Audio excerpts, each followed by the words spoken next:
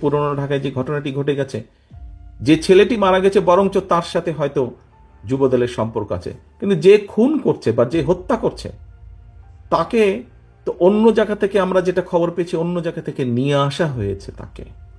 তাকে ধরা হচ্ছে না, ধরা হলো অন্যদেরকে অ্যারেস্ট করা হলো, তাকে ধরা হচ্ছে না, কি তাকে আসামিও পর্যন্ত বোধহয় করা হয়নি এখন পর্যন্ত। কেন হয়নি, কেন ধরা হচ্ছে না? আমাদের পক্ষ থেকে তো একবারও বলা হয়নি যে তমুককে ধরা যাবে না, অমুককে ধরা যাবে, একবারও তো এই কথাটি বলা হয়নি।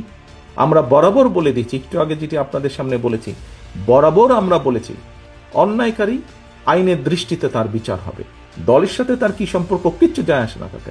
তাকে দল কোনো রকম প্রশ্রয় দিবে না কেউ যদি কোনো অন্যায় করে থাকে। তাহলে প্রশাসন ধরছে না কেন তাকে?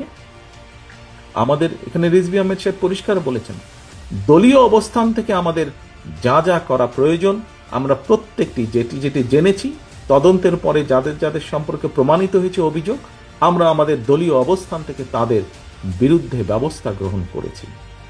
আইন শৃঙ্খলা বাহিনী কেন তাহলে বসে আছে? আইন শৃঙ্খলা বাহিনীকে চালায় কে? বিএনপি তো চালায় না, চালাচ্ছে তো সরকার। তাহলে সরকার কেন ব্যবস্থা নিচ্ছে না তাদের বিরুদ্ধে?